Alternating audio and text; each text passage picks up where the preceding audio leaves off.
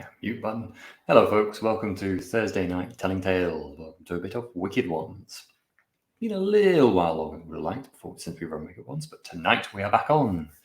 Before we get into it, though, let's do a little bit of intro to who we are at Telling Tales. So we stream dark fantasy, sci-fi, all sorts of fun roleplay stuff here on Twitch and put it out on YouTube. So check out the other of those that you haven't seen if you have not. We stream on Mondays, Wednesdays and Thursdays at the moment. So it's this and The Big Wet, which Pierre is running kind of on intermittent Thursdays. And that might change around in the future. We'll have to see. Wednesdays starting next week is our new series of Blade Runner, which Matt is running, which I'm quite excited for. Previously was our long-running Sim Room, which is having a bit of a break, but we'll come back at some point. And Mondays is currently me as well, running Warhammer Fantasy 4th Edition, which is a lot of fun. So yeah, come check that out. We also have one-shots periodically, kind of once a month-ish. There's one coming up this Sunday at 3 p.m. GMT, so check that out. That's going to be Chris, who's in this, running Death in Space. I think it's the second installment of Death in Space. The previous one was a lot of fun, so come check that out as well. I think that is true. Yeah, I think that's true. And yeah, we have all our social media below. Check that stuff out. We have a Discord, which is very, very friendly. Chris said it was not fun. It was not fun at all. That is a patent lie on my part. We have Patreon for those who are very keen supporters. We appreciate your support. Thank you very much. And yeah, that's kind of the stuff. Check it all out. So we are playing Wicked Ones. Wicked Ones is a rather excellent. It's based on the what's this called? Blades in the Dark, but the Forged in the Dark system. Thank you, Brain. Forged in the Dark system, which we definitely use all of completely perfectly in this game, and do not sometimes find ourselves fighting a little bit with. I'm being mean. I think the system's great. It's just sometimes your brain struggles to get around elements of it or remember it. We are playing a group of just bad, evil, horrible creatures who are lurking in a dungeon and trying to destroy this lovely little world. Say lovely, it's pretty weird and messed up. We built a very strange world in session 0, but they're messing it up nonetheless. Yeah, dark, horrible, murdery stuff likely to happen. Typical warnings, as you'd expect. So, without further ado, let's bring on Steve, who can give us a bit of a rundown on what happened last session and kind of what's going on in the plot as well. How are you doing, Steve? You all right? All right, yeah, thanks. Good. Yeah, I'll attempt to run down what happened last session, although it can kind of be summarized just as... I was going to say something rude. Unplanned. You could say something rude. It's okay. Yeah, so we were sort of mid raid. We decided that our dungeon it's featured around a library, which is has a potential for great power, as Osric might say. Unfortunately, we are missing like key ingredients like books. For it. Yeah. So we decided to raid the nearby wizard's tower belonging to a faction we lovingly refer to as the shitty wizards because they're just not very good. And we were halfway through that raid, so it had started fairly precipitously with Slee and Beepo just like fleeing the boat without really sorting out any sort of plan. They were just off, like feral, wild things, scaling the tower and going up all sorts of inappropriate pipes, throwing people out of windows, having a great old time, leaving, the adults of the party, Tarath and Osric, to create some sort of distraction to stop them from being assailed. So Osric raised quite a few dead things. Rather too well. They were very distracting. They were very distracting. They distracted us for quite a period. Yeah, he wasn't in control of them at all. They seem to be trying to kill everything, which isn't very polite for something that Osric's supposed to be controlling.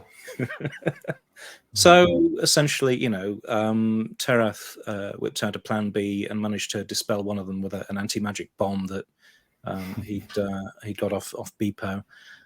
We then, whilst again Slee and Beepo were raiding a library halfway up the tower,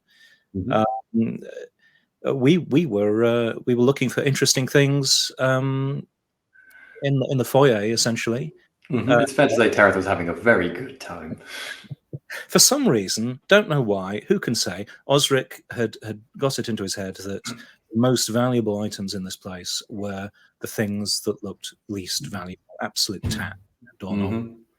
So, yeah, Tareth, it was amusing. Tareth was kind of amused by all of this and played along, and just went with it.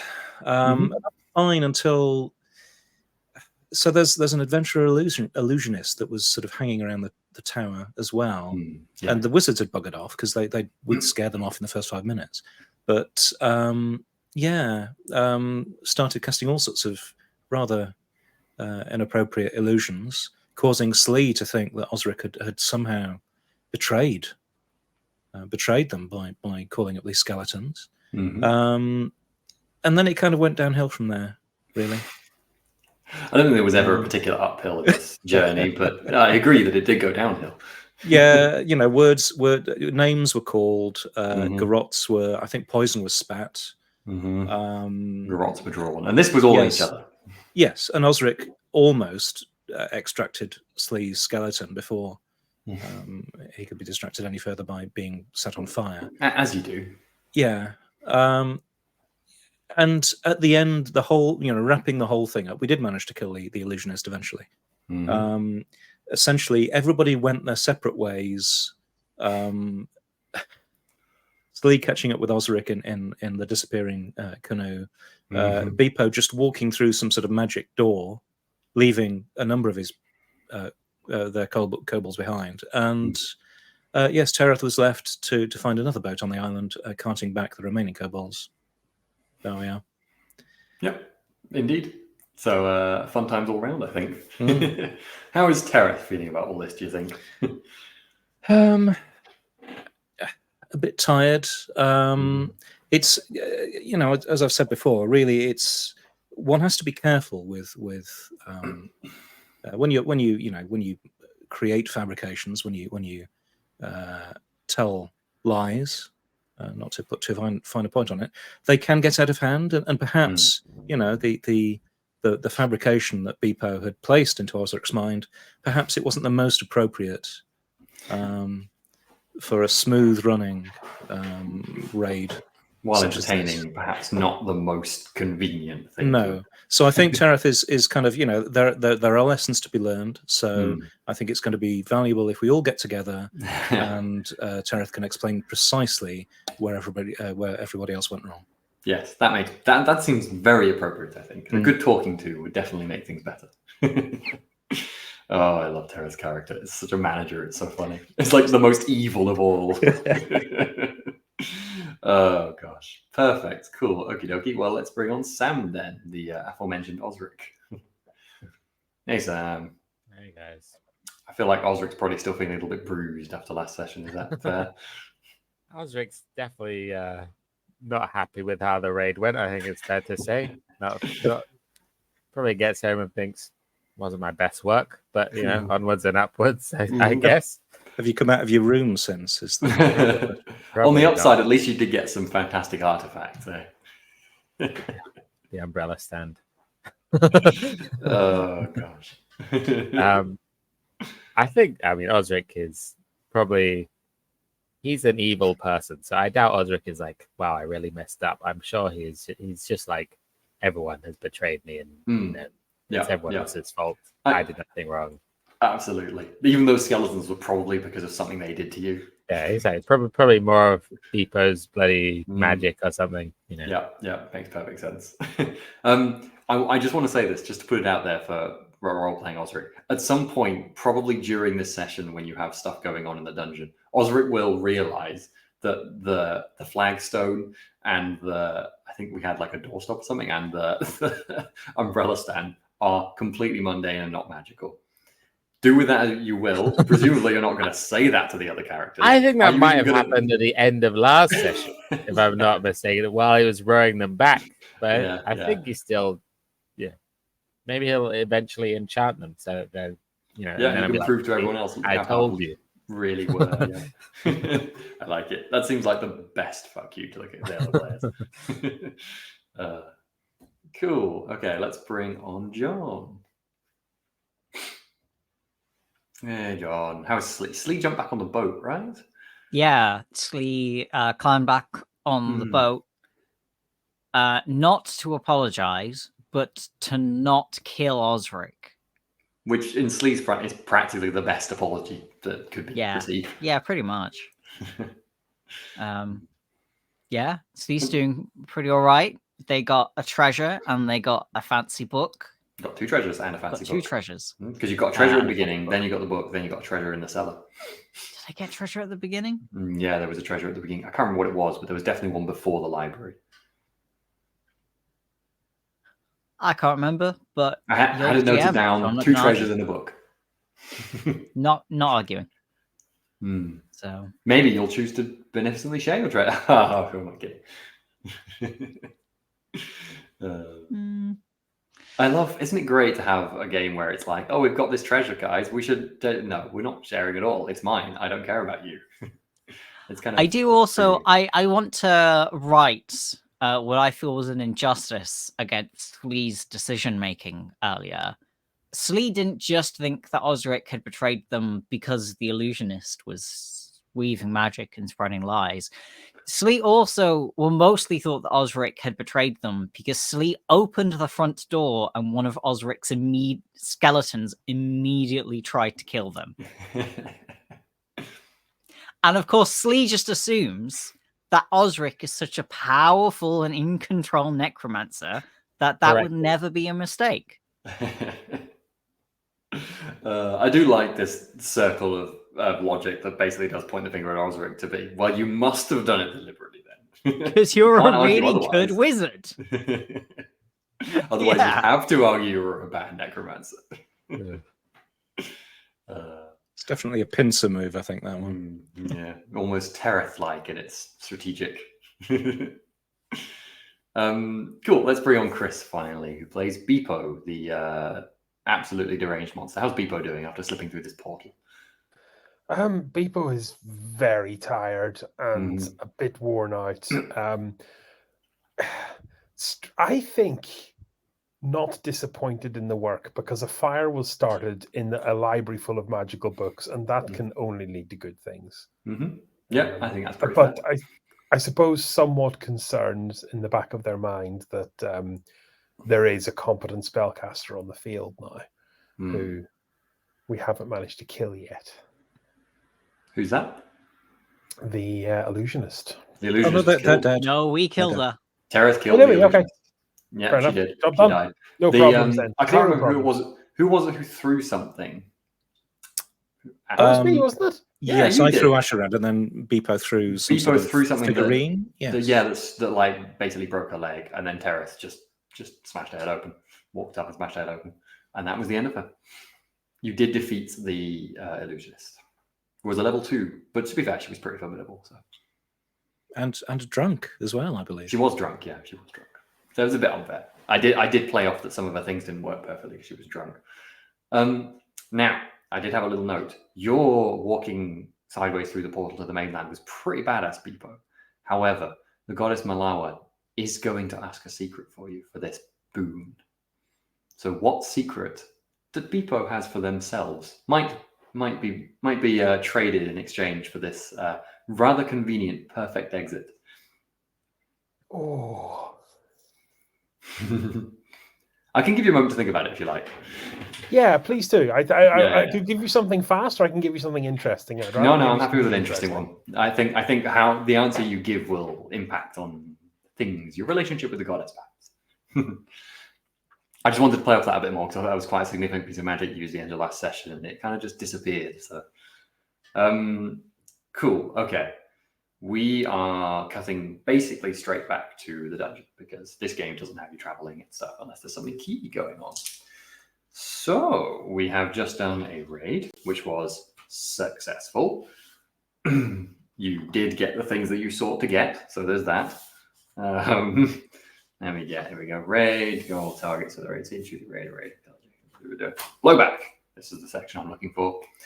So, blowback is a consequence that your dungeon suffers caused by not following your plan closely enough. It can be something that is immediately accepted and resolved, or you can jump into a scene to try and deal with a fallout of the situation.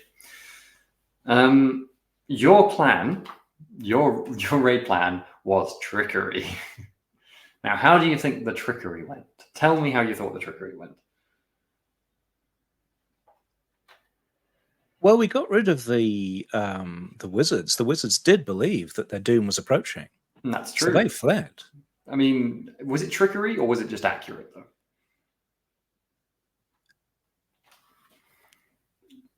A little of A, a little B, you know. I mean, Why not maybe both? it wouldn't have been accurate if it hadn't been trickery.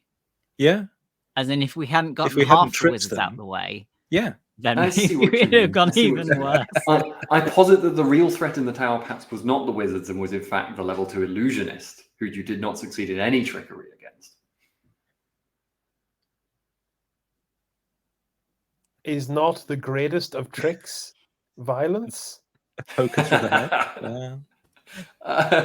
No, I don't think it is the greatest of tricks. I would argue the sort of thing that the illusionist did to you was a greater trick than just violence. Something the greatest trick the devil ever pulled was smashing her head in. So I think this is a one dice blowback roll, because this is probably the worst you could get. Just because I do also accept that the wizards all ran off, but I want to point out that there was no consideration at any point that they're probably going to row immediately to the nearest town and shout about the fact they're under attack. And I know that the trickery was part of it, but you didn't even consider that point. So I have another reason to want to go for one dice. Go on. But is anyone going to believe the wizards? Because they are shit. They are shit. It's true. It's true. I still don't think that's enough reason for you to feel safe, though. If Tereth had a plan to go to the town and be like spreading rumors that the wizards were, maybe, but that wasn't mentioned as part of the trickery. So I think this is a one dice. See, this is how the system gets you, because it says, "Oh, don't bother planning. You can do it all in flashbacks." I think planning might be convenient. Before I make this roll, Chris, do you have a secret to share? Still working on it, but I'm okay. No worries. Sorry, you had a happy face there. I wasn't sure if that was a secret. I'll wait for you to tell me. It's a secret, a PayPal transaction that's winging its way over the internet. The goddess approves. Okay. Oh, you rolled a mixed? Could have been worse. Okay. I am going to go to my... And by the way, this is outside of the blowback. Because I don't say I'm using clocks often enough, do I? A clock has been ticked 2 ticks. Just so you know. Sounds like good news. That's because that's RP stuff rather than like the what's it called, the blowback directly. But I think the blowback could actually tick it more. Anyway, what page is blowback? I'm sure it says it somewhere in here. See, what you'd think the helpful guide on the side would give you. Oh, and this is the page for the more detailed rules, wouldn't you? That would be handy. I got you sorted, Sam. Oh, amazing! What page? Oh no, I've got my secret for you. Oh, okay. Sorry. Let me do this first. Then I'm thinking about it. Blowback is 264, maybe. Blowback rolls. There is an important roles thing in the index, or at least in the PDF sidebar, with some decent shortcuts. But you do have to find that. So. Oh, yeah. Well, I've got the page I want. Okay, so now I need 2d6. Let's find out what might happen, whether I tell you about it now or not. Dow dice.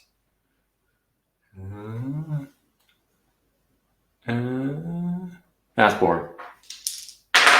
Oh, I see. But I'm the GM. I can make these decisions. It's fine. I'm detecting inherent bias.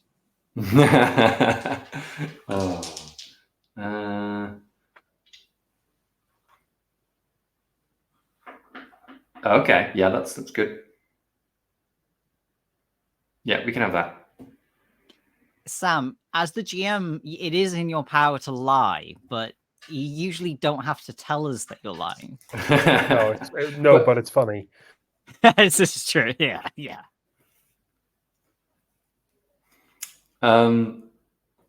So you all are back at the. Hang on a second. What? I mean, I feel like Beeper probably gets back first, right, Chris? Because you probably got a portal really close. Well, why don't we use that as an opportunity to talk about your secret as well?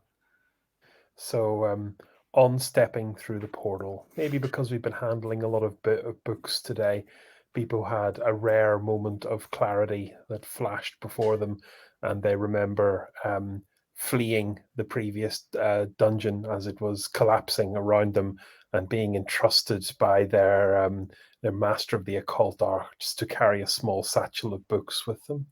And if you'll cast your mind back to session 1, Beepo had some ragged books that were ruined, and Beepo just had a flash in his mind as he was passing through the portal that one of the books that didn't make it has now fallen into the wrong hands. Ooh, very interesting. Very interesting. Okay, that's fun.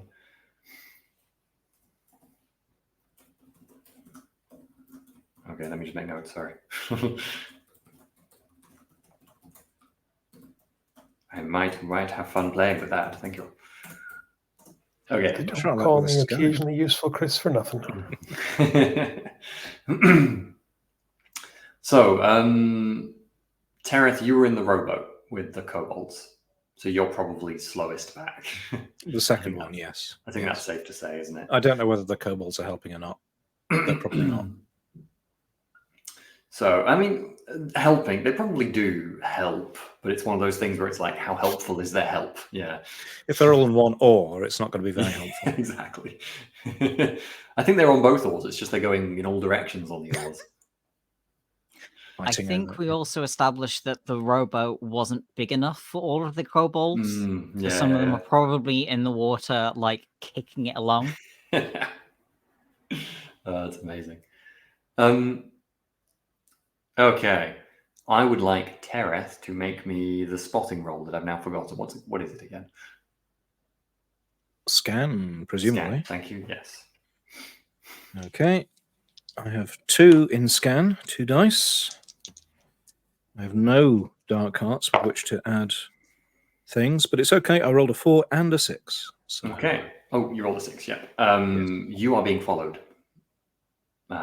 You hear the breaking of it. You're quite close to the dungeon now. You're maybe a kilometer away after having ditched the boat somewhere nearby. You can already, hear the whispering mists that surround the area near the dungeon. So you're close. The kobolds are kind of lagging behind you a little bit, kind of tramping along, tired out after a day out. But the breaking of a twig in the bushes nearby is definitely not one of them. You're being followed by someone. You kind of, maybe, I feel like Terrace probably wide enough to not turn and will keep going and pretend they haven't noticed. And you will hear, it sounds like just one person because you got success. Okay. I think I'd probably want to lead them on a bit of a diversion. Okay. And maybe try and find somewhere where I can kind of, I don't know, hide or double back or, disappear momentarily and then appear behind them or something. Okay. Do you explain to the kobolds, because they know where they're going, and they would be like, the second you were like veering off, they'd be like, sort of thing. You probably know that. Yeah, I would attempt to explain to them that we are being followed and therefore they should be. Okay, so you'll kind of quietly bring them in. Yes. Okay. I would like you to make a stealth roll to see how obvious you're being about that. Or it's a skulk, isn't it? Yes. Skulk. Different names in this. I only have 1 die in that. And I rolled a 2. Okay. So you do that. You say that to the kobolds and presumably then head off kind of a different direction. What's the eventual intention? To kind of like dash into a bush suddenly when you think you've gone around a bend where you might be able to... Yeah, essentially, yes. Okay, cool. Cool. Make me another sculpt roll for that. And it'll need to be a critical because you failed the Oh last one. shit. Well, I rolled another 2, so unless you get.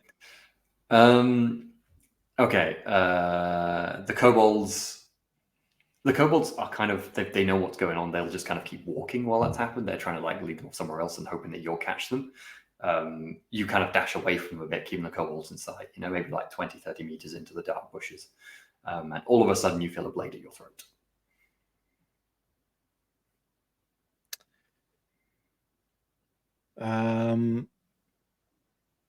Okay. Then I would say something along the lines of, now, let's not be hasty. Ah, you speak our tongue.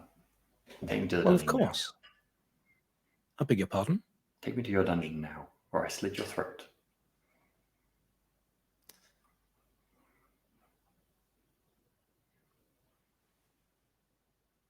They push the knife slightly far harder into your neck.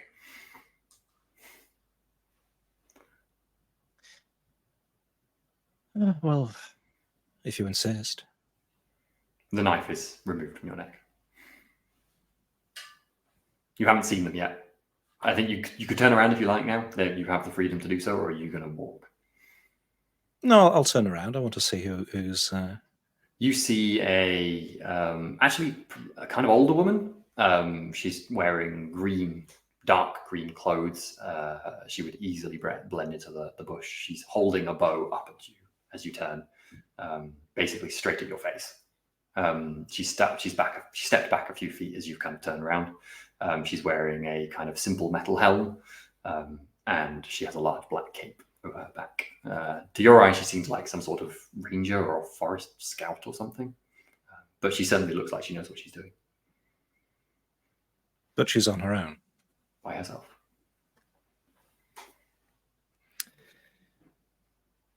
Well, I can take you there if you wish, but I'm not sure it would be in your best interest. Just do what I say. Take me there now. Well, if you're unwilling to, discuss bargains, then that's your lookout. I think from nearby, you hear the start and the chitter of kobolds like, they're just kind of panicking. And then you hear one of them go, to the dungeon, quick, he's dead. You see the smallest smile appear on the face of the person you're facing, Tereth. How good are you at catching kobolds? There's quite a few. I don't care about them. You'll do. Take me there. Oh, as you wish. They will get there before we do. They gesture with their bow. I'm actually going to make a roll. I'm not supposed to do this, but I want to make a roll to see how if the kobolds actually do, because I feel they might not. I'm going to give them 2 dice, though. It seems fair. Actually, no, I'm not supposed to make rolls. Chris, make a roll for your kobolds.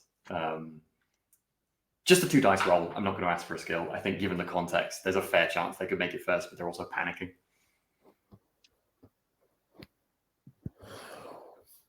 Oh boy, do they not. That was a 2 and a 1. I'm sorry, Derek. The kobolds just... Can I use my reroll skill? I can't. I presume that's only for players. I don't think you would talk to the kobolds, Tereth. I think you would. They'd be beneath you. I just want to see where Tereth is like. There's a lecture theatre with a big map, and I've got a pointer. The little idiots just spread out into the bush in blind panic, and presumably over the next day or so, they're going to make their way back slowly to the dungeon. But they're definitely not there to warn. First of all, both you and the archer pointing a bow at you are very aware of this. Perfect, blameless baby angels, every one of them. Oh God. He doesn't say anything more, and is looking at you in a threatening manner to move. I guess, yeah. I'll saunter homewards then. Mm-hmm. Giving off an air of total calm. Yeah. Do you say anything else on the journey? She will not. I'll make idle banter, I think, just ridiculous stuff about lovely weather we're having. And I think idle banter will go unresponded. oh, that's fine. That's fine. Cool. I assume it's probably been long enough that Beepo, Osric, and Slee are all in the Sanctum by now, since we should play this fairly. So I think it's time we brought up the dungeon map. And we had a sort of interesting version of the dungeon with 3 of the characters in the Sanctum, but 1 of them in the entranceway. So can we bring it up to bigger screen and we'll have a bit of a look at the entrance and stuff. So yeah, it's moving around. Hey. Tereth and the kind of archer scout woman with her will come in at those front stairs. Are you just walking straight in and not saying anything now, Steve? I would be walking in and probably turning left and heading to the fake door in the cordyceps. There's don't we have like at the end? Yeah, I remember that was a conversation you had. Yeah. I mean, it could be a bad one. People keep saying it's a fake door at the end of the cordyceps corridor. But when I proposed it, I meant it was a fake door just before the cordyceps corridor, so that you think that the cordyceps corridor is the only way to go. Oh, I see. Okay, well that's fine. I'll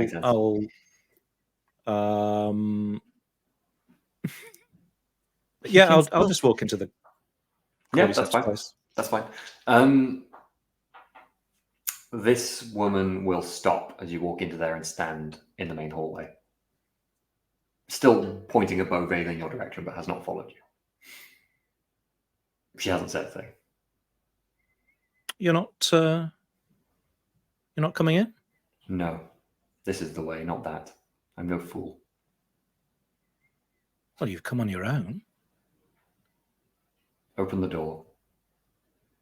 She draws the bow. Would I think that if I shouted, people would hear me? So the kobolds are probably not here.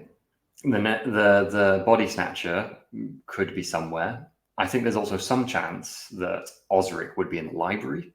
Maybe even Beepo would be in the library. So you might bet from here there's a good chance they'd hear you down the hallway. Of course, whether she'd shoot you before anything happened is up to you.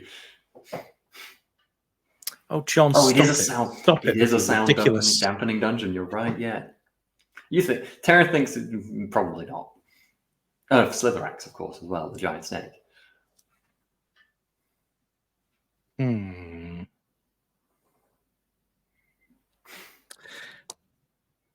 This is a fun blowback. I like this. So one of my defenses is against detection,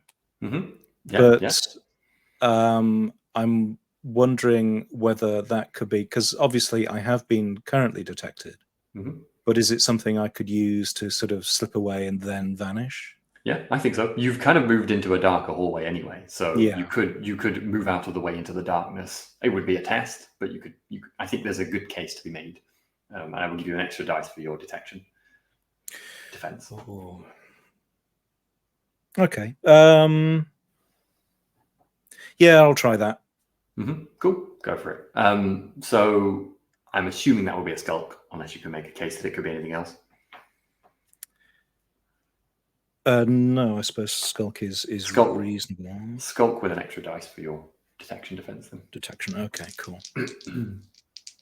See, I'm regretting now spending my dark arts last time round. So the problem with blowback, isn't it? Because you don't have your stuff back. Yeah, and I'm down on stress, but not to worry. Staying calm is the secret to success. And I rolled a 5 and a 6. Ooh, very nice. So you disappear into the shadows, and you just hear shit from the hallway up ahead, and no more noises follow for a good 30 seconds. Are you just going to stay hidden in the darkness, or are you going to try and skulk to somewhere? So if if there's no way, I mean, there are the cordyceps creatures in the. Yeah, they don't bother you. No, You I can't might really try coerce them to. to doing anything. But go on. Okay. Okay, I can't You sort could of try and chivvy them push towards. them, perhaps. They won't. They won't follow any directions. Your other option would be to go down the river and wade down and try and climb up the bridge, but that would take a roll. That roll would probably be something like finesse, wouldn't it? Yes. Or smash? No, yeah. No, I'm not. No, I'm just going to lurk with the cordyceps creatures for a bit, and maybe try and sort of, go on, go over there. There's something tasty over there. Go on. Okay, so we play the dungeon out. Who wants to play the door? Someone make a roll to see if the door is going to stop this person. I have dreamed of this moment. Can I play the door? Yes, you can roll a dice for the door. Okay. 6. Describe how the door prevents this individual getting forward. Let's see. So, like, she knows that the door is fake. So how could we spin this? She gets caught up in over-engineering. Like, she assumes the door is much more sophisticated in its fakery than it actually is, and just spends a lot of time doing a lot of extra checks that are not necessary. She's absolutely convinced that this fake door that she knows is fake but is actually real is actually somehow a very complex machine. Yes, I like that. I like to imagine that. Okay, so that will give. I think this has been enough time and there's enough stuff going on that I would like Osric, you to make a roll for your body snatcher to see if they're going to become aware that something odd is going on. Someone's trying to break in. Okay, let me find my body scan. He has a point in scan. Ooh. So that's a dice. Do you have any morale? Me personally, no. Body snatcher does have morale. So you could spend a morale on this. Might be a time to consider spending Right, morale. Yeah. I think that's a good idea. Okay.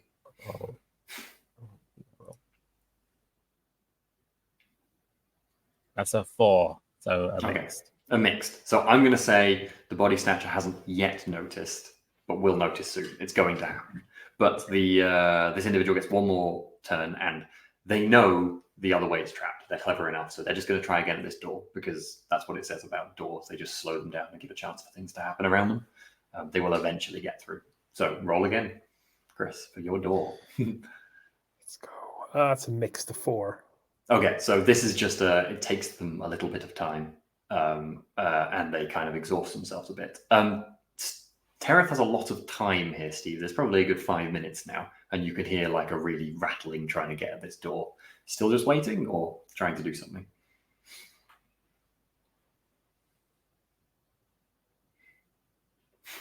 Oops, sorry. I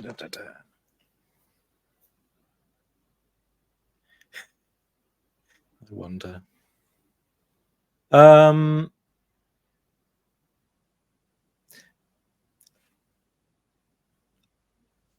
You can say if this is inappropriate. I'm going to, as a supply thing, as a random item that I have on my person. I'm going to take out a strip of firecrackers, and essentially sneak, get closer to them, and then lob a lit strip of firecrackers just behind them. Amazing. Okay, I love that. I think you're going to need to make a skulk roll, but I'm going to give it effectively anything but a fail is going to be absolute success. Okay, well, let's see how that goes. I don't have a good history. I should have learned by now. Like fireworks and characters on I play don't go. I rolled a 1. You can usually make a spark just kind of by your finger. Oh yeah, it's really damp in this cordyceps den, and it won't light.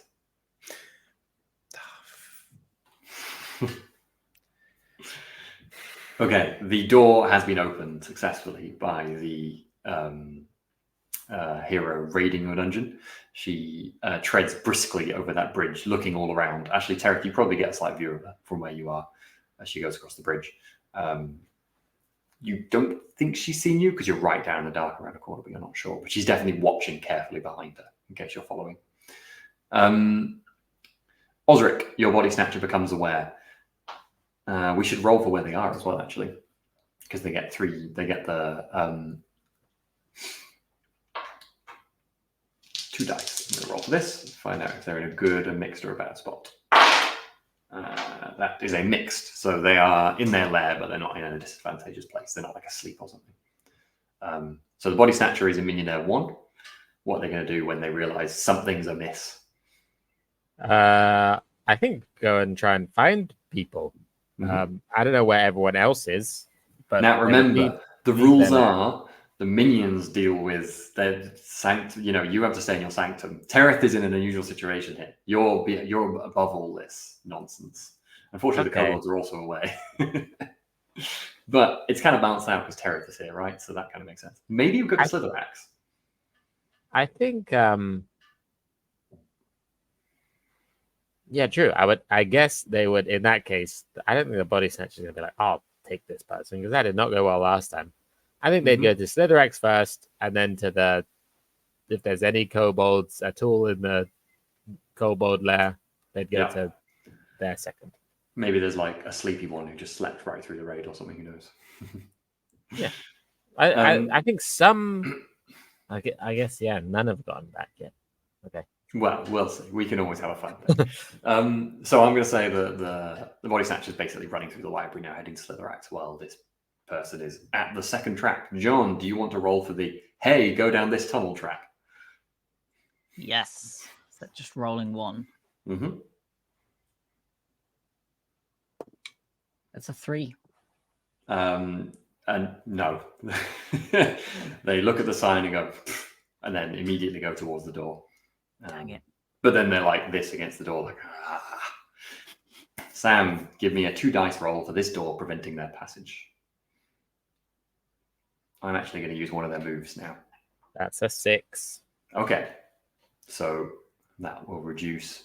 Because I used a move on that, they effectively manage to... So what happens is the door... Like, they try to pick the lock first of all, and the lock is just not moving whatsoever. But then they basically withdraw some like strange, like magical powder stuff and waft it at the lock, and it immediately melts the lock completely, and the door slowly slides open, allowing them entrance to the library. But this little bit of time has passed, and the body snatcher has reached Slitherax. What's the body snatcher say? Oh, Slitherax is like asleep. Slitherax. I was having a good dream. Do you want me to eat you? That's food for you. Okay, then where? Coming into the... does the body snatcher even know? Yeah, I've already heard that door. Okay. Coming into the library. In the library. Food. Delicious food. I was going to do a stretch, but then I was realizing it's a snake. That's a weird concept, isn't it? It's like, and Slitherax will slowly slide their way into the library. Tereth's still staying behind. You're executing limb privilege there. I think Tereth will. He's tried various tricky things, so I think it's. Yeah, he'll sort of head up behind, try to sneak up, dagger drawn, and try to catch them as they're being involved in something else. Give me a skulk roll. A 4 this time. Okay, so not a complete failure. The woman whips around and fires an arrow at you, but she has seen you, but she does not hit you. You're like move into the shadows quickly. But you've definitely been clocked.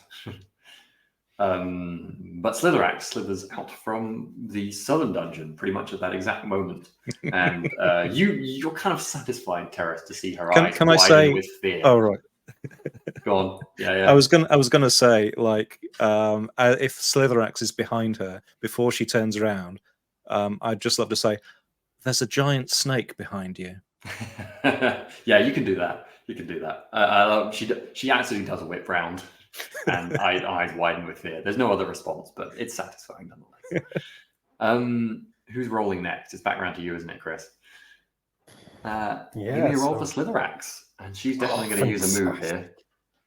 So it's 2 dice. 2 dice for Slitherax. That's a 5 and a 3, so a mixed.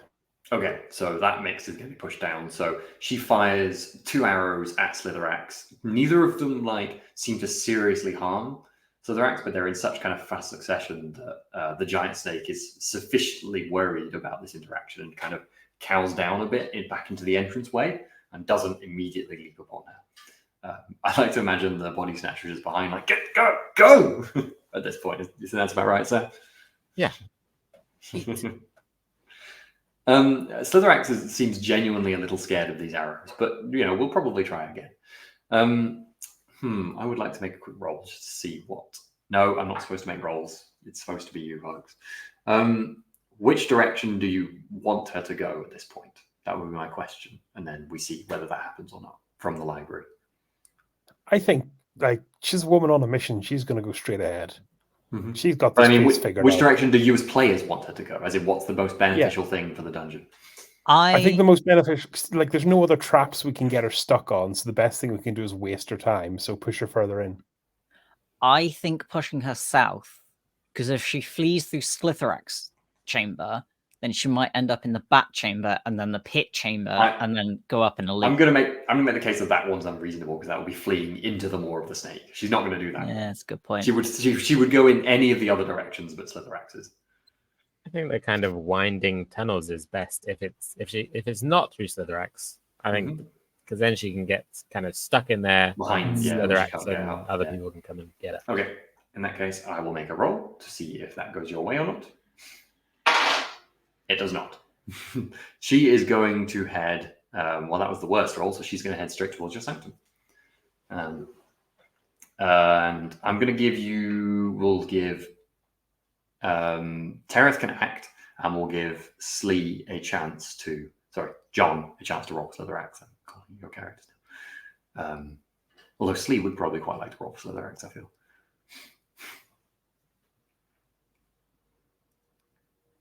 There's a 6 and a 4.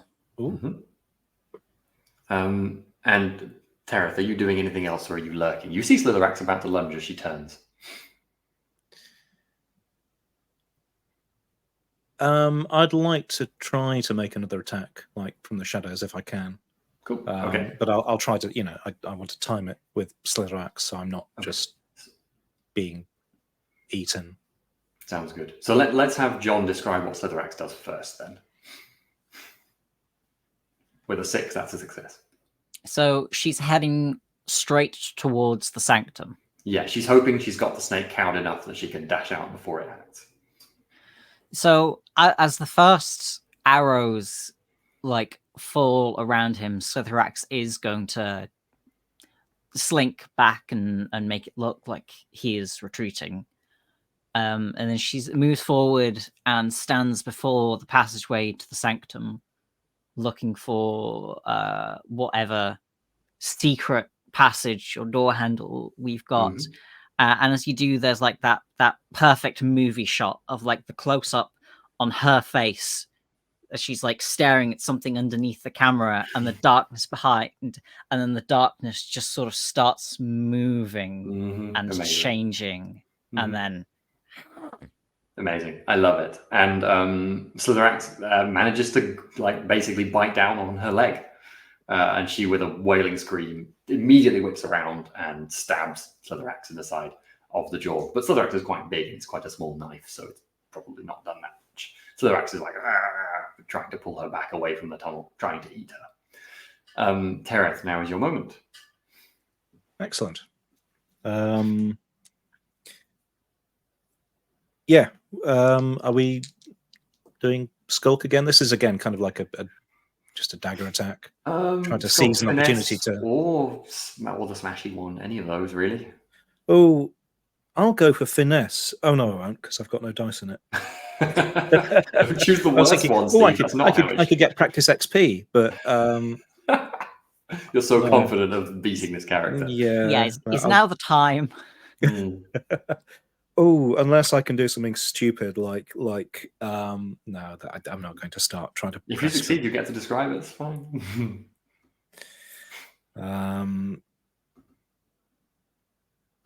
You see, it's the possibility of using non combatty like trick. Could I try and blind her with, because I've got ash? Mm-hmm. Can I try flinging ash in her face? Yeah, and absolutely. Then... Mm-hmm. Okay, well that would be 2 dice. Mm-hmm. That gives you +1 for using the item as well. Although, is that no? It's meant to be a plus for items, as in like yeah. No, never mind. You're using the item and it gives you a cool effect. The ash is damp as well, apparently. Roll 3 and a 1. Oh no! Everything is damp. Okay, we are going to have the body snatcher roll, Slitherax roll, and then she's going to do a thing, and this will decide kind of the circumstance now. So, first of all, let's have the body snatcher. What is the body snatcher doing, Osric? I think the body snatcher, Osric. he has invoke 1 level of invoke, so I think he maybe has some like very basic spell. Mm-hmm. Yeah. Sounds good. Never goes wrong. More skeletons. Is he gonna try and like I don't know, make her bleed or something? There's a tier 1 necromancy, which is a burst of necrotic energy saps like vigor. So I think he's gonna try and sap a bit of vigor with 1 roll. He no longer has morale, so just 1 dice. It's a 3. Disappointing. Can you just narrate the body snatchers like casting of this for me? I really want to. I think he starts to like laugh a little bit maniacally as the body snatcher does. Tries to cast this spell, and just kind of as he's casting it, he's gonna hit his like arm and hand on a bookshelf. And be like, Amazing. It's just kind of and he's just hopping on 1 leg in the background. He'll go back to. He'll still laugh maniacally at the end, but yeah, of course. He's on the floor now, clutching his arms, going. I like to imagine this scene of like the epic struggle just after the really cool movie scene with the dark shape behind, and then you see this figure in the background whack their arms like and falling over. Just perfection. Probably along with a muttered, "Oh, that was just perfect. Well done." Exactly. Okay, I think we'll have Chris roll the Slitherax now. Then let's see how this one goes. Let's go. Come on, friend. I believe in you. And they're going to use the last move against this. That is a 6 and a 3. Okay. So they are on. Wait, let me note down. Okay, so they are not dead. I think what they're going to do is basically Slitherax jaws clamp down once again, and there's a very unpleasant crushing sound going on. Some bad things for that leg, and you hear her kind of like scream in pain, and she like twists, and rather impressively acrobatically for someone who's just been bitten in the leg, she flips kind of over Slitherax. And with a remarkable speed, but certainly still hobbling, dashes directly towards you, Derek. Okay. Are you going to try and just stab her, or are you getting out of the way? I'm angry by this point. Mm-hmm. She's not coming for you, as in she's not trying to kill you. You think she's trying to get out of here. Okay.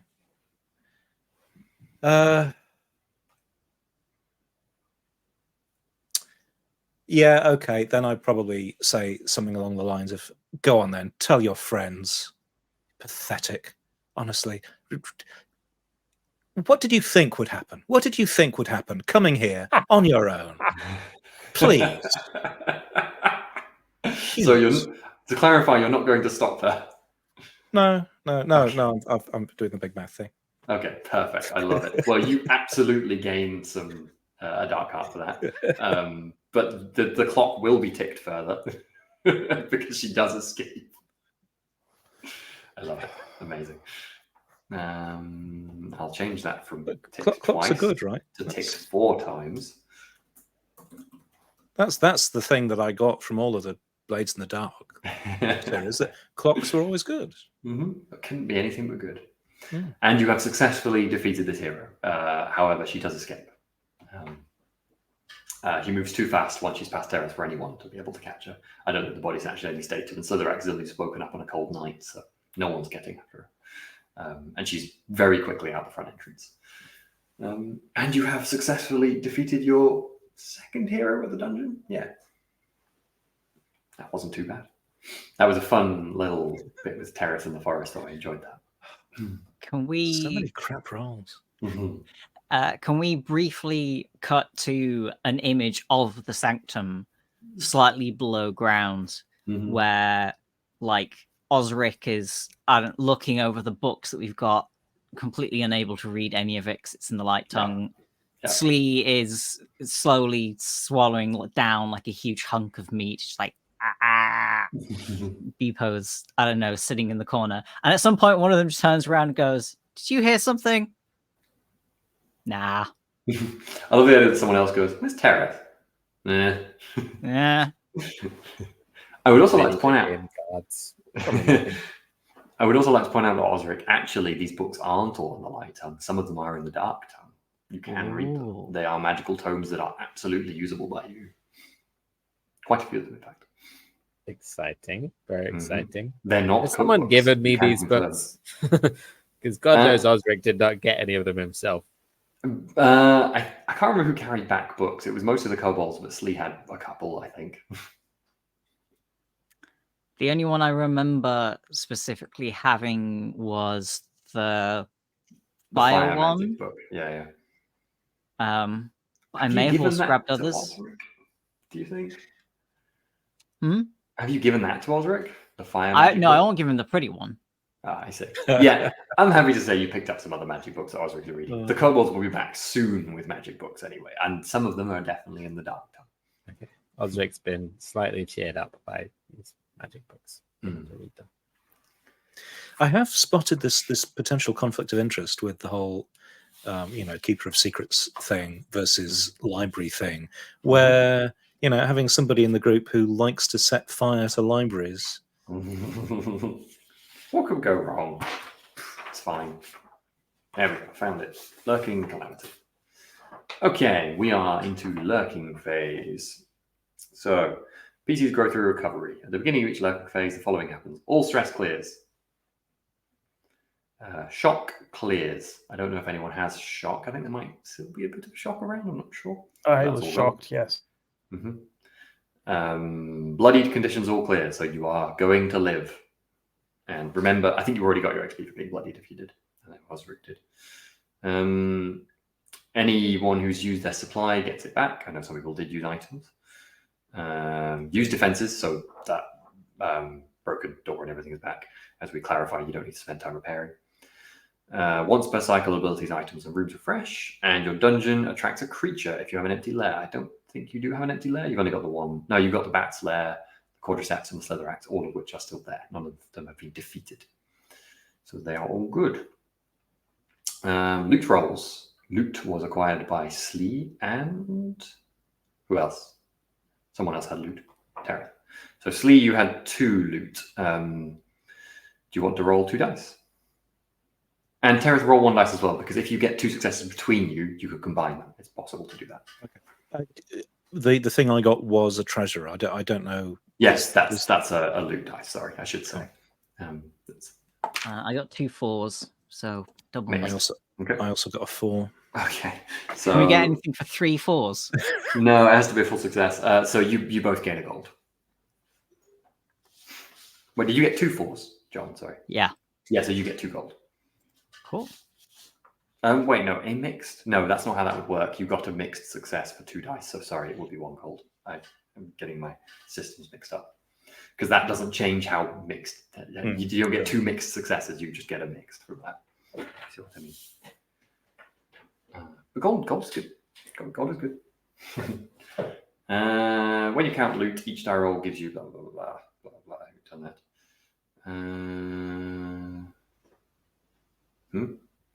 Die roll gives you something according to the result. Dark cards. Sorry, I'm just reading about the overdo it and things. Have we got that far yet? No, we haven't got that far yet. Why are you talking about overdoing it? Counting loot. When you count loot, each die rolled gives you something according to its result. That's what we just did. Yes. If you gain more dark cards than your max loot. Oh, that's because you can gain dark cards from failures in the loot roll. That's what he's talking about. Cool. Okay, we can skip over that thing. And dungeon tier increase. Hang on, that says each die rolled gives you.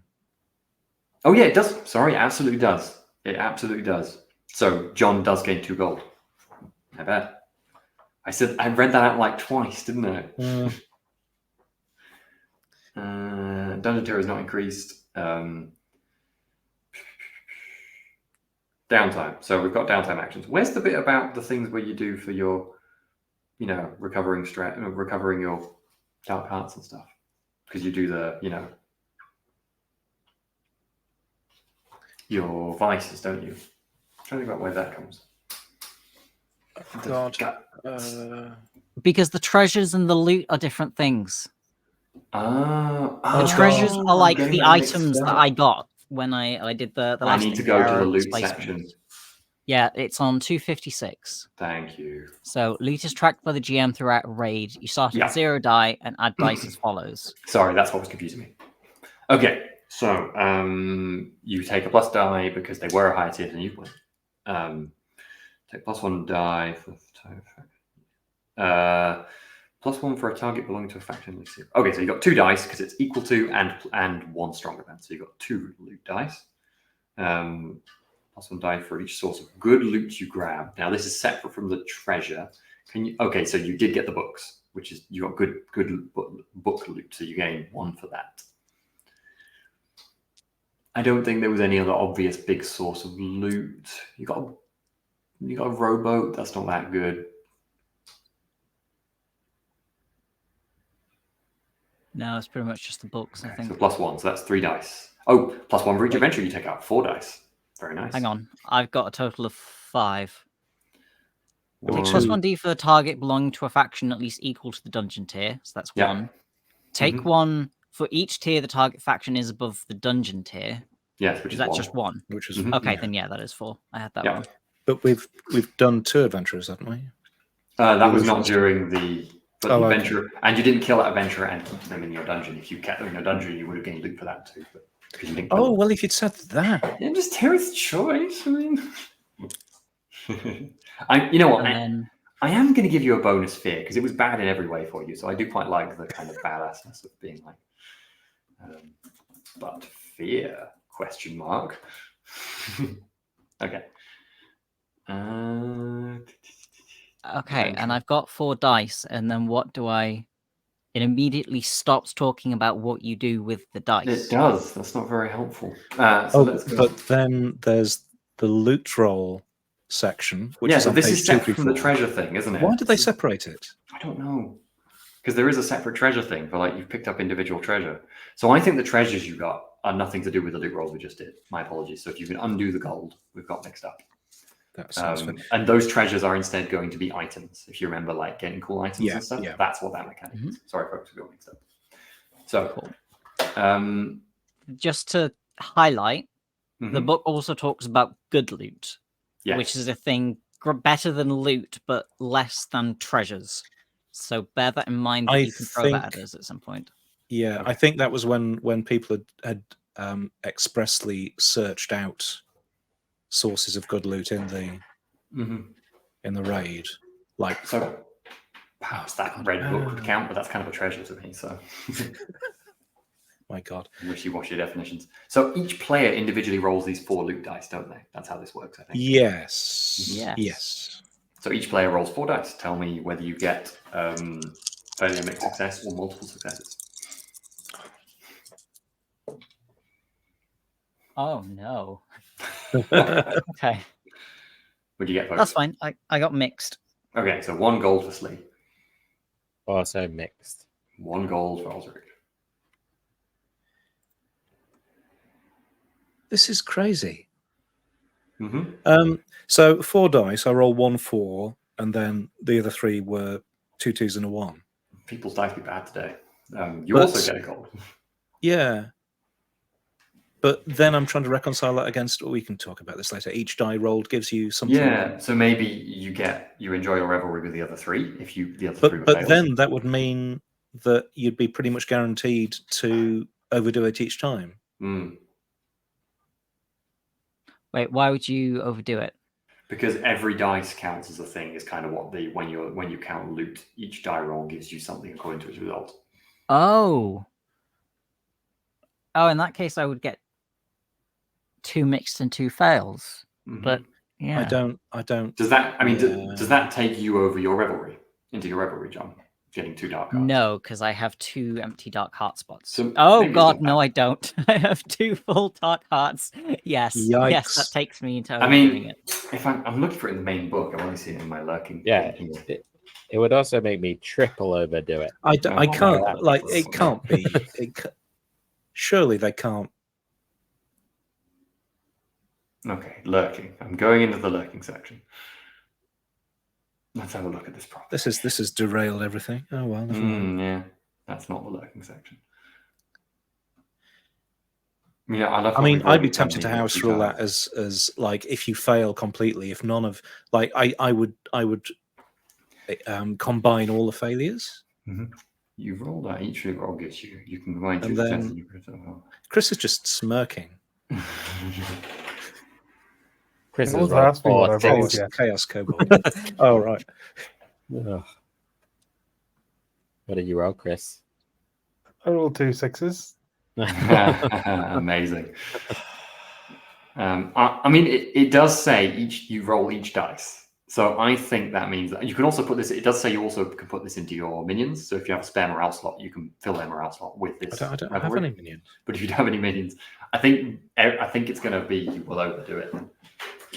Fair enough. It was a big raid. I mean, it makes sense. You're blowing up a lot of steam, right? Well, certainly after the way things went. Mhm. So who has overdone it in that, including putting stuff into your minions morale? Osric, definitely. Well, I'll have got a dark heart and then overdone it Mm-hmm. twice, I suspect. No, it'll only Possibly. happen once. That I'm Okay. definitely out house rule Yeah. that. Yeah, I get 2 gold and then overdo it. Mm-hmm. And Chris Beepo got a really cool item, and then did you get any revelry? So I just rolled 2 6s. I'm not sure how to process the numbers after that, so I'm going to need some help. What were your other 2 numbers? A 1 and a 2. Yeah, so that's 2 dark hearts, and if that maxes out your dark hearts, it goes into the minion morale, and if you've maxed out your minion morale as well, then you've overdone it. Okay, I have not overdone it. I have got 2 dark hearts, which is Okay, great because they that worked previously had a perfectly 0. with Beepo. Okay, so everyone else gonna go off the deep end. Let's go to them overdoing it.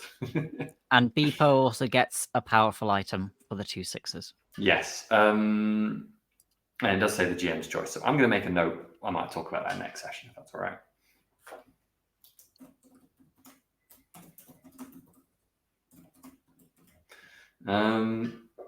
Okay. So people's revelry. John, craving. What is Slee going to do for a revelry? Not for a revelry, for an overdoing it. Is there a section actually on what overdoing it looks like in the book? I don't know if there is. It's in 235, which is the revelry section. Cute. Oh yeah. What is the craving option? You can't leave your lover's arms, losing your downtime action. You develop an addiction, gaining a second dark impulse. Oh god. You dip into the Horde's goal, taking -1 dice on your next calamity roll. Don't do that. Oh, these are pretty bad. I'm happy you come up with something else, but they're clearly pretty bad. So Yeah. I'm thinking because Slee's thing is eating things, and sometimes particularly things that are slightly too big to.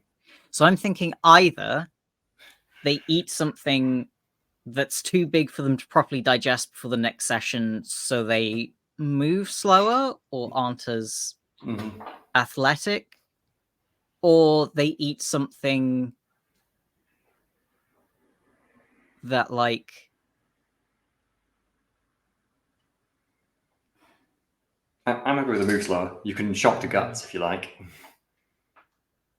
yeah, I'll take that.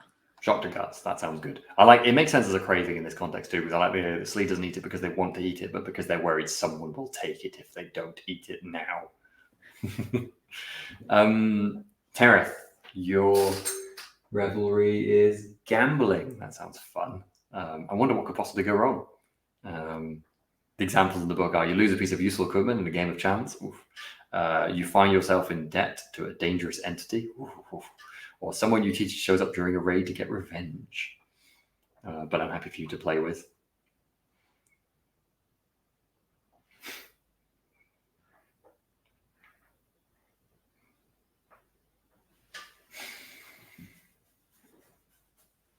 You're on mute.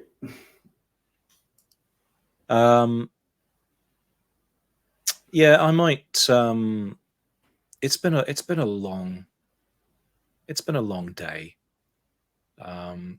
So I'd probably, because I do have this bottle of sort of, well, it's probably neat alcohol, but I might. So I have got a treasure. I did find a treasure. I might lose it in gambling to.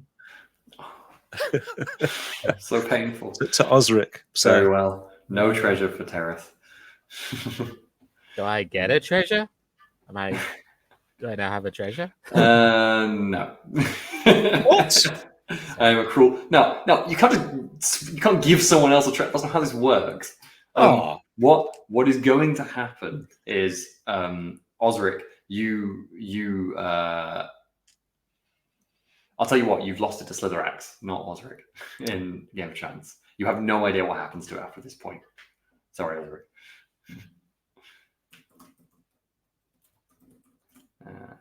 We're going to have to get together and join forces against this capricious GM, I reckon. You can be evil, I can be evil too. When Slitheraxe dies, if Slitheraxe ever dies, we got a treasure to reclaim. Yeah, I'll note that down for you. And Osric, what is your revelry? I actually have that one noted down. My revelry is occult. Fun. I think your bizarre experiment results in your eyes changing color. That doesn't happen. Yeah, your curse imposing -1d on your next dire roll. A powerful magician becomes aware of your presence. Oh. I think the third one sounds fun because maybe in one of these books there's like some magical thing that gives off a magical aura to magicians nearby and some powerful mage in a nearby town. Or I like to imagine it's really literal and you open the book. Sorry, I know you've got an idea as well, John. You open the book and you literally see there's a window in the book and there's someone reading a book on the other end who just looks back at you. And you just look at each other in the book for a moment, just like, and then you just slam it shut and open the book again. Enchanted book plate. But go on, John. Did you have an idea? Oh, that's funnier than what I came up with. Okay. Cool. I was thinking you could combine Tereth's and Osric's. Tereth lost the treasure to Osric, and then whatever that treasure is, it goes horribly wrong, and that was Osric's penalty. I like that too. Maybe it's fallen through the book. Like he ends up losing it, and also it ends up doing something really weird. We involve the mage book in our gambling, and then he wins, and we have to have to just put it in the book.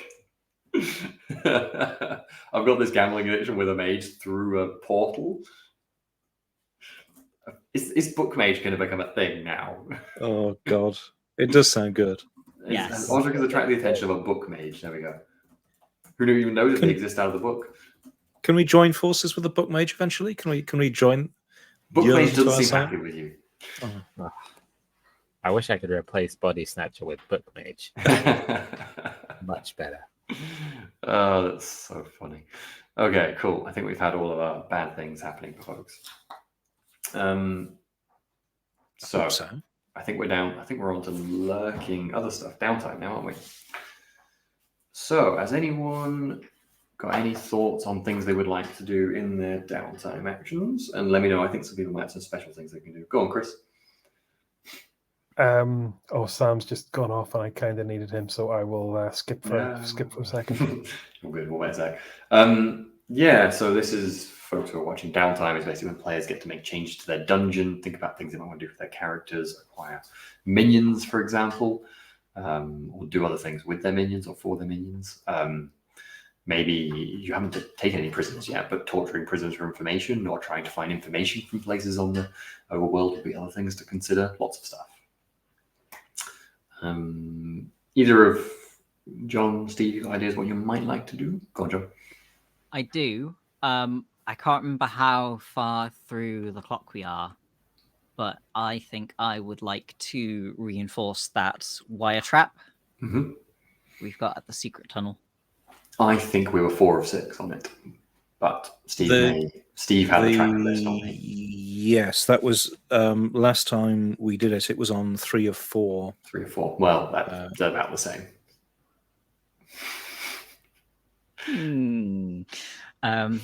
So yeah, I think I would like to have another try at setting that up. Go for it. So that's a tinker. It's a tinker, which I have no points in. Well, mixed would get it for you, so 50-50. Oh, that's a pass. Yep, the wire trap is succeeded. Can you remind me what the wire trap was described as? I think it was you that originally came up with the idea. Was it Steve? Yeah, it's basically a sound-activated, so long corridor, thin razor-sharp wire at kind of neck height, essentially, that will just, on hearing sound, will just whiz down the corridor and hopefully, just pop a few heads off. That sounds suitably unpleasant. I'm impressed. Steve, you got an idea what your downtime might be then? That's a great question. It shows right here that it's a 4-segment clock for a tier 2, so goddamn it. Oh yeah, and the imps get a downtime action as well. Yeah, I remember that now.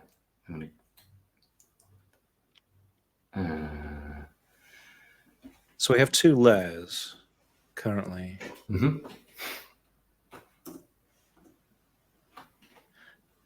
Chris, do you want to go? Yeah. Yeah, I can go if you're busy. So my downtime action is kind of it's a little baby kind of mini scene. At some point, I imagine Osric is going to maybe kind of surreptitiously try and drag the non-enchanted umbrella stand through the library, maybe to store it somewhere or break it up as firewood. And Beepo's going to catch a look at it as he brings it and go, "You brought that from the tower. Good. It is the Galtrol-Lix. Bring it. Beepo's going to summon his imps around and kind of pull the stand into the middle of a little improvisational magic circle and just start chattering and working, and a ritual is beginning. I want to hear Osric's reaction to this. I think actual ritual. Go on, Sam. Osric's eyes narrow as Beepo suggests that this is, because Osric now knows this is not a magical umbrella. So his eyes are getting narrow. He's gonna fine. Let me see this ritual of the Galatrix or whatever you call it. It will take time. So I would like to start a clock, please, if you're up for it, GM. It's going to be quite a long ritual to unleash the full power of the Galtrol-Lix. Is this a tier 4 ritual then? No, it's not a tier 4. It's like a tier 2, but there's it's like a tier 2 which I can do for free because my minions are zealous. But one of the requirements for a ritual is you can start a 4-segment clock. So it's just going to be a very kind of intensive, not like everyone doing stuff all the time, but it's going to be kind of very specifically set up, and there'll be crystals around it, and people will be scribbling stuff on paper and adjusting little bits for literally days. I love it. Okay, cool. And it's worth saying, folks, by the way, remember the library is now functional, so we should confirm actually what the library does now too. I think that's perfectly fair. You can probably do a ritual within the library this whole time. I think the library is kind of the living room. I'm using the library as the surrogate living room, so kick me out if you feel like you must. And I would also, may I also spend a gold to upgrade my kobolds? Yes, you absolutely may. I'm going to. Go on, you do that first time. I'm going to give them it's the one which basically you're pretty sure there were more kobolds have turned up than were originally. You're not sure of them around the place now. And the trait I've given them is expendable. Got it. Love it. That's fun. I mean, that was basically how I was playing them, so thanks for playing into that. Perfect. So, library, it's worth reading out because this affects your cycle, your downtime act. Well, I think that's a downtime action then. No, this is just a thing you can do, I think, as a group. Once per cycle, the dungeon can establish a fact about the history, cultures, or arcana of the world. So, you folks can now do a bit of world building using the library, basically. This is a magical thing that is in this world. These people are like this. This is a thing that we can exploit, etc., etc. So maybe we can have a quick think about that after we've done downtimes, or maybe we can do it for the next session. But that's a cool thing you now have. You also have the ability to use flashbacks to use this during, for example, raids. So you could save it for your raid to use it once per cycle to specifically just change the world in a favorable way. Sounds pretty useful. So who has not done a downtime yet? Osric? Osric has not. Sorry, go on, sir. Osric is gonna start. Osric now has enchantment as his second path of sorcery. Nice. And Osric is gonna start a ritual, very important, to in the minds of his companions, reduce how badly the last raid went for Osric. Top priority. I love it. You're just manipulating people's minds with your ritual. Great, sounds good. These rituals, like, how do you apply? Do they require? You do rolls to get them ticking. Yeah. Right. You need to, like, depending on what tier, you need a certain amount of like things to go into them. I think. I don't know what tier you think this will be, Sam. I think at least a 2, maybe a 3. I don't think. What level of change are you looking for? Are you looking to kind of just make them think a bit more favorably? Are you looking to effectively erase the bad stuff that you've done from memory? I think Osric's aware that they're going to need to remember that this happened, okay. And they can remember, like, that it roughly went how it went, but that maybe Osric's skeletons didn't. Like, maybe they forget the part about the skeletons going wrong. They forget that Osric, potentially was trying to kill people. Those 2 details, not the whole raid. Just specific details. I think you can get away with a tier 2. Okay. So, at what point do you actually roll to add ticks to it? It's now. Is it now? Yeah. You get a chance to do it now, but it won't necessarily be succeeded. Well, how many clocks are the tier 2? How many things are tier 2? I need 4. 4. So you can't complete it now. Okay. So I think it's you get. Also, where are you doing this ritual? True. He's doing it in the body snatchers there. Okay. And like the guys of talking to the body snatcher, but is actually talking to the body snatcher about, okay, we need to get this stuff. Important ritual we got going on here. Come on, let's kick it into gear, body snatcher. I want you to do some trickery to make it so that people aren't at all suspicious of you. I'll give you a fair advantage, but I think there's going to need to be something to make people not go, hey, what's this ritual about, Osric? Well, okay, Can I interject? Yeah, go on. So whilst Osric is having a chat with the body snatcher. I just like sort of Tereth to appear, in the wings, silhouetted, face mask. Just well, this is the trickery. Go on. Well, because I've got this new Mr. Spot skill, which allows 2 ticks on a project. Why would you take this one? Why wouldn't you take this? One and This not is the an important kind of. project. How dare you? I want to sort of, I want to repair relations with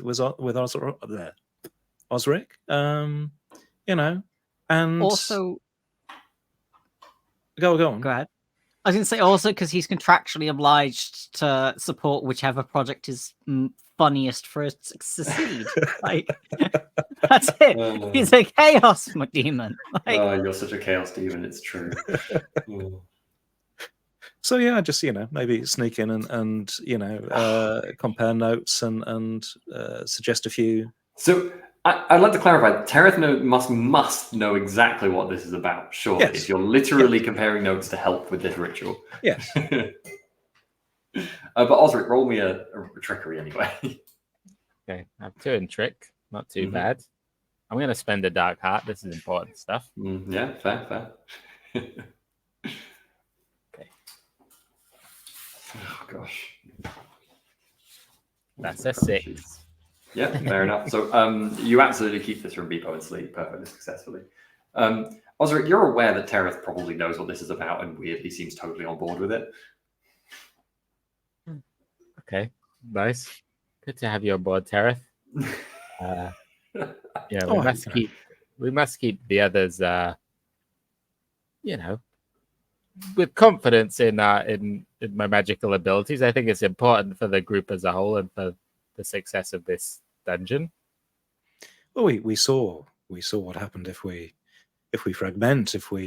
Yes, it's vital that we maintain cohesion, exactly, unified spirit. Yes, party unity, the most, together we stand.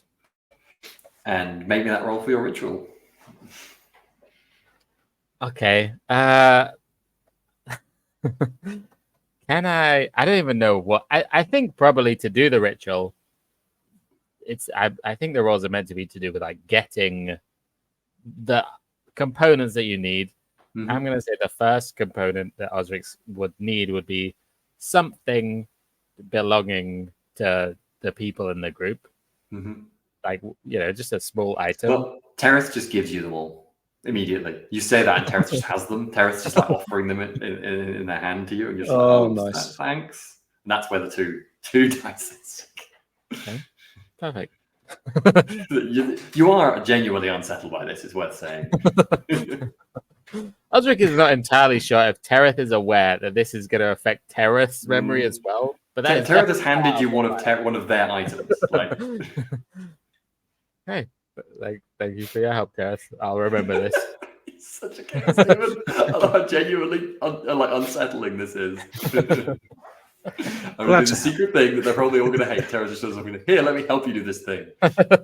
I'm not sure if Osric is more unsettled that Tereth immediately knows what he's up to without any possibility of hiding it from him, or that he's willing to help. I love it. So what do you roll them? Go on, see how the actual ritual with these items goes. Okay, I'll roll my invoke. 3. That says another 6. Perfect. So 2 successes. It is completed. Can you give me a very brief bit on the ritual? Well, while Tereth presumably watches you. You're muted.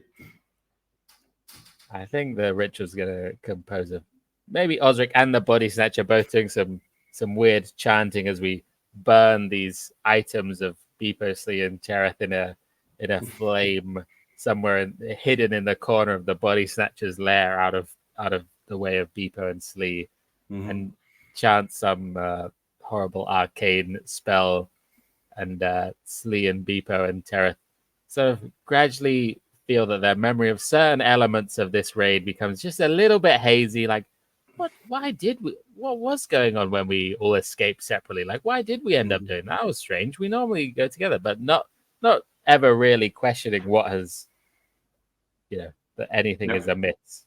Love it. Okay, so Slee and Beepo, you both, particularly Slee, had reasons to actively be annoyed at Osric. Those are just gone now. You don't have any vengeance against Osric. Tereth, you're kind of more aware of this than the others, obviously, since you were standing there, but it still works on you. You don't feel like Osric was an idiot. Like you don't that kind of humor you had around Osric's actions is kind of gone. I do now remember the ritual where he's changed people's memories, of course. Yes, of course you're aware of that.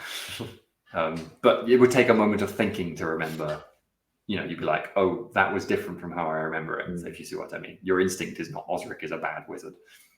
Osric would definitely say stuff like that. I owe you. I owe you a favor, Tereth. Thank you for your help. Let me know if I can never repay this debt to you. That was so weird. Go on, Steve. Does Beepo get a roll for because you started a ritual as well? Yeah, did you actually roll for your ritual? It's a good point, Chris. No, I didn't. So this is a 4-tick clock, which is a time-based clock, so it's 4 skulks. But I can roll for the actual invoke. I'm going to do the same as well. I'm going to spend a dark card on this, I think. So that'll be 3 dice. And do my minions get to contribute? Yes, they can. I think you can do it. That was what you talked about for free because they have the cultist stat, so they can do invokes for free in the downtime, which is that's what their cultist gives them. It's pretty cool. So does that put an extra dice in? How does that work? No, they do a whole roll by themselves. Okay, so I guess it would be their invoke number of dice in one roll. No, because it would be separate. Do it separately. 2 separate rolls. Let's not muddy the water. Right. That's a success for mine. A 6, a 3, and a 4. Okay. That's 2 ticks of your clock. And they got precisely. Oh wow, that's the very wrongest of all the Google Docs I could be checking right now. They have no invoke, so that's to a disadvantage, isn't it? Yes. A 2, so that's a fail. Okay, so yeah, they don't help. But at least it was free. Yeah. Cool, so you're halfway to your ritual being completed. I think it's just Tereth's downtime now, right, Steve? Yes. And I think I think having gone through the we got rid of that adventurer, but I am somewhat concerned about people randomly turning up at our doors. So I think I'd probably like to contact a vile friend. And mine are the rock bandits. Oh yes, quite close by. Oh, this is an opportunity to bring up the map. Actually, that might be nice if the map could be looked at. No, go on, Steve. And yeah, basically, I'll be trying to get some information from them about movements in the area, whether there's been any blowback from the wizards, who these people are who keep trying to turn up at our. Okay, I like that. So I would like you to make me a roll. There's like what's the word? A sort of charming roll in this, isn't there? I never have to carry banter. Banter, that's the one. Thank you. I need to just print off the skills so they're there. None of the cheat sheets have the skills on them. I don't think the character sheets do, but yeah. Yeah, of course. Why would I have a reason to print off a character sheet? Well, indeed, no. Well, I shall. Yes, I have 3 in banter, so I will give that a go. Oh, there it is. It is there. So many cheat sheets. Okay, I need to find that one more visible. You'll get something no matter what. Don't worry. Well, finally, I had a decent roll. 2 4s and a 6. So 6, perfect. Okay, so you turn up in the middle of the night at the rocky outcropping by the crossroads of T-Junction.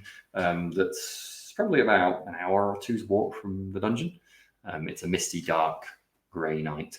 And perhaps you have like a signal almost that you use. I don't know, for some reason I'm imagining like a loud clicking sound. I don't know why. It's just because they're made of rock, these bandits. So I feel like maybe you've like got some stones that you bang together that they recognize the sound of or something. Nice, sure. And a few large, they're about 8 feet tall. They move very slowly. They're kind of like almost triangular shaped with giant legs. They just amble slowly out from between the boulders. And you know what they're like. They don't tend to talk very much. They don't greet you or anything. They just stare at you. But it's not unfriendly. This is just what they're like. They're clearly waiting to find out what you want.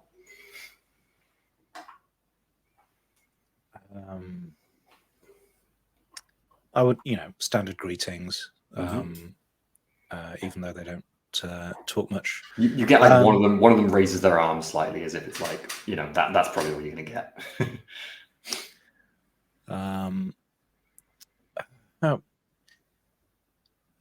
Yes, I'll probably start off by asking them how they're doing, because they are only faction 1. So yeah. yes, we've been. There's just 2 of them. It's worth saying. There's just 2 right. big rock people there, and that is the rock bandits. Even though they're quite substantial, there's just 2 of them. That's why they're a 1. Go on. Yes, we've. I hope you've been doing okay over here. We've been attacked recently. We've had these random adventurers turning up. We've had some bad luck too. And then he points over to his friend. He's like, "Look, Igneous lost an arm. He is indeed a one-armed rock bandit, the other guy now. One-armed rock bandit. Excellent. Who did this to you? Soldiers from the town. Points up the road towards the place that we know as Rivertown. Right. They've been talking about trade disruptions, trying to stop us. Usually we blend in, they don't see us, but I think they knew. Had to hide in a cave.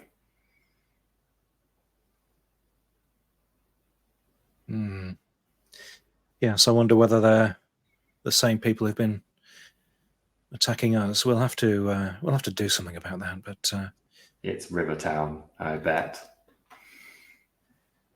Yes, they're a force to be reckoned with.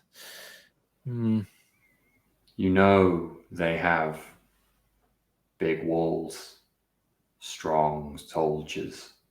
Be careful. I hear they have big guns too. That doesn't sound. Yes, that doesn't sound great. But there are always weaknesses. There are always pride. Yes. Pride is a dangerous thing. Yes, the Duke I hear is ill. Maybe if he died without a leader, they would struggle. I could see that being true. And they don't get on well with the Baroness in the woods or the town to the south.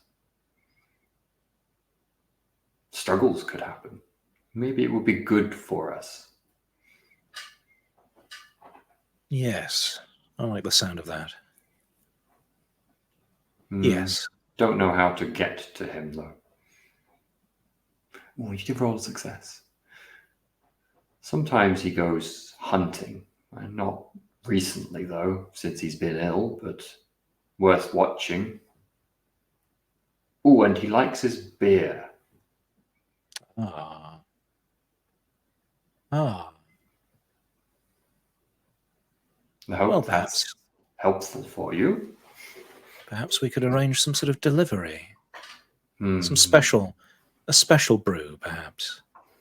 Don't like beer myself. Not really into liquids much at all. No, I can understand that. The gold they ship, though, that's tasty.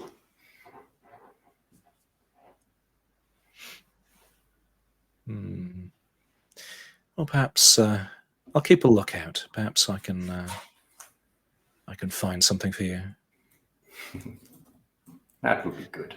It will take a long time for Igneous to grow back an arm.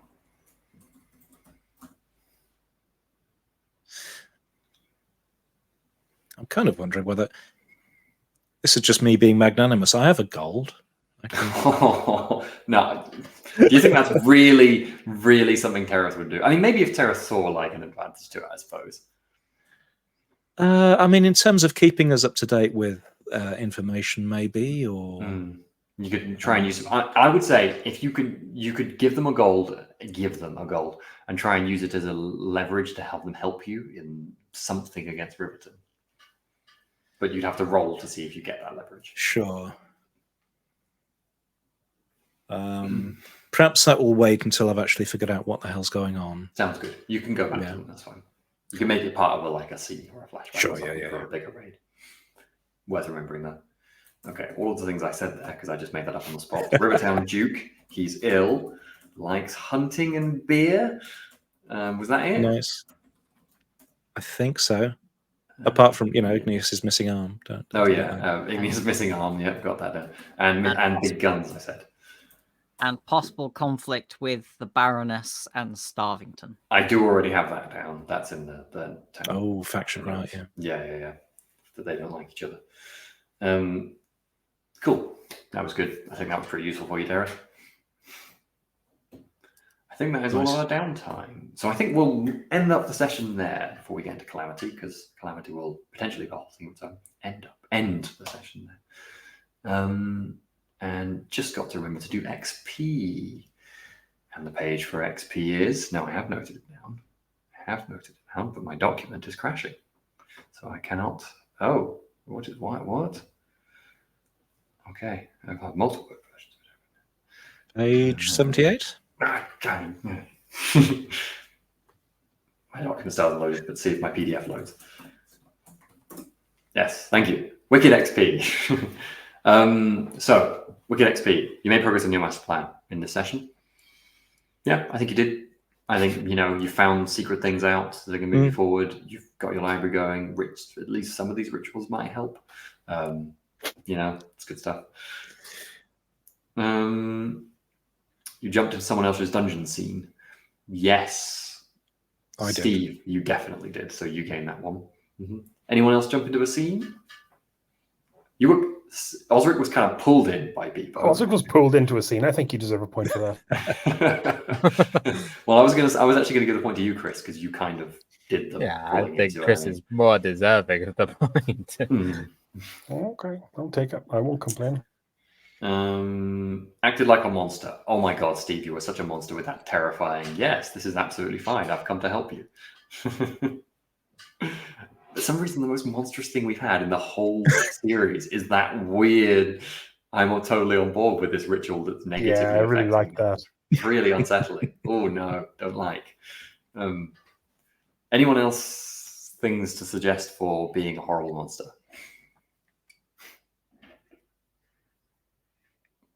It was one of those sessions where, it's always one of those things with the sessions where we end up with lurking. Yeah. Is, well, is less... Steve, Terrace had a lot of the limelight in that session too, actually. Yeah, because you had the whole raid as well. That's just the way it goes, I suppose. I'd say Osric trying to alter everyone's memories to make himself look better is not just trying. Not just trying. That is pretty monstrous. Yeah, that's definitely going out your way to be monstrous. With my help. Can I just give you more points, Steve? Osric, you definitely get onto that too. That's a good point. Oh, thank you, John. Gear or supply, creative ways. Oh, I tried with that, but everything bloody failed. But they failed. You see, if they'd succeeded, I would have given it to you. It says you used gear, not you tried to use gear. And again, it was kind of mostly a Terrace show, wasn't it? Reckless XP, no one was injured. Practice XP, remember to note that yourselves if you used anything that you have no points in. Cool, I think we are there. Excellent. Just check, is it when you use or when you fail something you have no points in? It's when you succeed at something you have no points in. Succeed? I thought it was just rolling. When you use. Sorry, my bad. No, I don't know that. No, you're absolutely right. It's whenever you use something you have no points in. Sorry. Cool. Just double checking that. God, there's so many systems with so many rules for those checkbox things. Anyway, that is us. Do we have any questions, comments from chat? I really enjoyed that session. That was a nice bit of bits and bobs going in the dungeon. And Terrace, I really had so much fun with that hero at the beginning. They were so badass with the knife to your throat. It's really fun playing badass heroes against you. I very much enjoy it. Like genuine menace against you. It's very entertaining. I liked just this one from Sam. Mm-hmm. Yeah, nice weather we're having as they enter the lightning fog zone of our dungeon. The lightning fog, evil whisper zone of our dungeon. The thing is, I can't do anything sort of overtly aggressive because I have 0 skill in that area. So really, all I can do is be a bit strange and contradictory and hope to, throw people off. Which, to be fair, I mean, it's working against Osric, so it should work against everyone else too. Yeah, Osric is thoroughly confused by what's going on with character. At the beginning, I love when you first create this character, Steve. I feel like you were a bit like not sure how to play Terrace, but I really feel like you've got in a nice stride with this character. Yeah, it's coming together. Yeah, it doesn't matter that you can't hit people. It's perfectly fine. You have a big impact. Good stuff. Is there anything else, or we're there? That's everything for the comments, but a thank you to Clara Castamere for the follow. Thank you very much. Cool. Okie dokie. Well, and there then. So thanks for joining us, folks. It's been Wicked Ones. We'll be back in 2 weeks, most likely. I'm pretty sure that should be next. Next week, this time, is going to be Big Wet by Pierre. He didn't make the system, with Pierre running it. Next Wednesday, come check out the first session of our new series, Blade Runner, which could be good, same time. We also have a one-shot this weekend, which you should absolutely check out at 3 p.m. GMT on Sunday, which is Chris running... My brain's gone blank. Death in Space. Death in Space. Thank you. And we also have me running Wild next Monday, so come see that if you want to as well. And there's the Kickstarter. Yes, damn it! I still didn't mention. You reminded me. I still didn't mention. There's the Kickstarter, which I'm just giving you rerolls. That's my skill. Just talking at me. Yes, come check out our Kickstarter that we're also running. That's a new wee thing for us. First time we've done a Kickstarter as a group. It's a little zine for Troika. It's called The Soft. It's really weird, as you'd expect from Troika. So details are probably below, definitely on our Discord. So check those things out on social media and other things. And all our other media is below. Please have a look. Take care, folks. See ya.